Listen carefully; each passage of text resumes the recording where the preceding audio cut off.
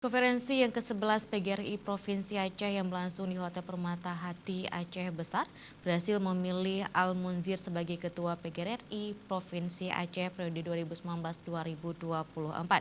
Al-Munzir berhasil menduduki posisi ketua setelah berhasil meraup sebanyak 136 suara, sedangkan pesaing lainnya Cut Beti hanya memperoleh 84 suara. Konferensi ke-11 PGRI Aceh yang dibuka Wakil Sekjen Pengurus Besar Persatuan Guru Republik Indonesia Pusat, Dudung Abdul Qodir, berjalan dengan tertib dan lancar. Dari hasil konferensi tersebut, Al-Munzir terpilih sebagai Ketua PGRI Aceh periode 2019-2024 setelah memperoleh 136 suara. Sedangkan calon lainnya, Cut Beti, hanya mendapatkan 84 suara. Setelah ditetapkan sebagai Ketua PGRI Aceh periode 2019-2024, Al-Munzir beserta pengurus langsung dilantik oleh Wakil Sekjen Pengurus Besar Persatuan PGRI, Dudung Abdul Qodir. Ketua PGRI Aceh terpilih Al-Munzir mengucapkan terima kasih atas kepercayaan seluruh peserta konferensi PGRI.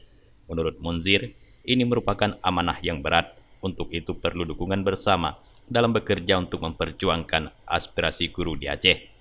Ia berharap kepengurusan yang baru ini lebih aktif dan terus menjalin komunikasi dengan semua pihak untuk meningkatkan mutu pendidikan di Provinsi Serambi Mekah ini. Kami mengajak teman-teman guru, mari kita bangkitkan organisasi ini sebagai rumah kita. Mulai dari jenjang kepengurusan ranting, pengurus cabang, dan juga pengurus kabupaten. Mari kita kuatkan bersama, terutama dengan kita galakkan kembali masalah iuran, karena iuran itu sangat bermanfaat untuk mengembangkan organisasi kita dalam kita memperjuangkan nasib guru, kemudian kita melakukan program-program pengembangan kompetensi guru dan juga pendampingan hukum bagi guru-guru yang bermasalah di seluruh Aceh, insyaallah nantinya.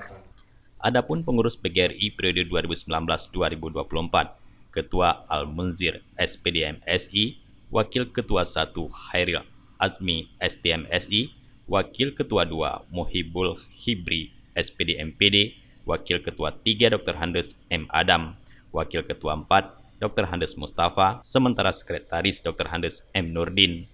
Dari Aceh Besar, Tim Liputan Aceh TV melaporkan.